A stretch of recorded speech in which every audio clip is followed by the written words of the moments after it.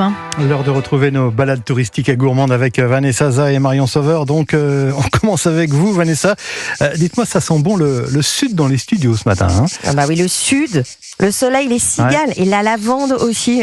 C'est vrai qu'on l'avait tellement attendu cet été que là, ce matin, j'avais envie de vous plonger en pleine immersion provençale. On est au pied des Baux de Provence, on est dans les Alpilles, dans un champ de lavande, avec une jeune femme solaire. Elle s'appelle Elsa Lenthal. Elle vous reçoit en plein milieu de son champ pour faire des ateliers fuseaux lavande. C'est une expérience originale, on est en pleine nature, entre tradition, savoir-faire et en même temps beaucoup de plaisir. Moi, j'ai adoré la première fois que je l'avais rencontrée. C'était juste après la sortie du Covid et ça m'avait bien reconnecté avec la nature. Redonner le sourire aux lèvres du beau moqueur. Alors, ça se déroule comment, Vanessa, ces ateliers fuseaux lavande? On commence par couper la lavande. Bon, cette année, elle est très fournie. Il y a eu beaucoup de pluie. C'est pas la peine de réactiver, à mon avis, un sujet sensible. Et pendant ce temps-là, Elsa vous raconte l'histoire des fuseaux de lavande. Première chose à savoir, ça ne se fabrique qu'avec de la lavande fraîche, donc entre mi-juin et mi-septembre. Et le fuseau est une tradition provençale qui date de la fin du 18e, parce qu'on s'en servait pour parfumer le linge et le protéger des mites. Et dès le 19e, eh bien, ce savoir-faire va se faufiler dans le trousseau de la mariée. C'est un symbole de bonheur et d'amour. Il fallait le garder 40 ans au sein du foyer pour que son mariage soit réussi et donc fêter ses noces de lavande au bout de 40 ans. Voilà, j'espère qu'il y en aura qui se sentiront concernés. Bah oui, moi pour ma part, si je veux pouvoir fêter mes 40 ans de mariage, comment on en fabrique un, nous, Vanessa? Eh bien, c'est ce qui est prévu. Pendant les 2 heures d'atelier, vous êtes au milieu du champ, autour d'une table qui est recouverte de lavande et puis de rubans de couleurs. Elles organisent ces ateliers collectifs, mais elle peut en faire aussi des privés dans votre maison de vacances ou à l'hôtel. Et moi, ce que j'aime beaucoup dans la démarche d'Elsa, c'est qu'elle a donné aussi à sa production une dimension sociale et solidaire. Elle accompagne les personnes en réinsertion, comme par exemple dans la prison de Salon de Provence.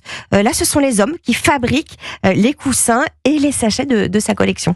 Très intéressant. Et on pose où nos valises pour un séjour, Vanessa, dans le secteur? Chez William et Prune.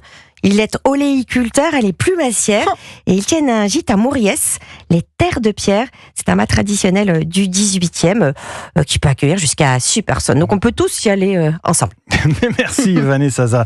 Marion Sauveur, c'est à vous. On vous retrouve, Marion, chaque jour de l'été pour cuisiner un produit de saison. Et alors aujourd'hui, on parle d'un tout petit fruit rouge, hein, c'est ça? Oui, une jolie baie à la texture veloutée et charnue, c'est la framboise. Vous savez d'où est-ce qu'elle serait originaire, cette framboise? Pas vraiment. De chez nous. D'Europe, dans les montagnes, le ouais. framboisier est une ronce qu'on trouvait à l'origine dans les sous-bois. On en trouve facilement le long des sentiers des Alpes en Auvergne et dans les Vosges. La majorité de la production française est située en Rhône-Alpes. On s'en servait comme ornement dans les jardins. Jusqu'au 19e siècle, elle était surtout connue pour ses vertus médicinales.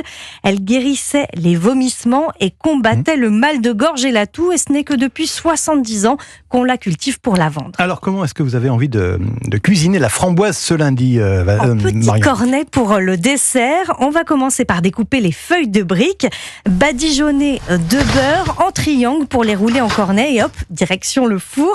Pendant ce temps-là, on mélange un jaune d'œuf avec le sucre, on ajoute le mascarpone et on écrase les framboises. On garnit les cornets de la crème mascarpone et de framboises écrasées.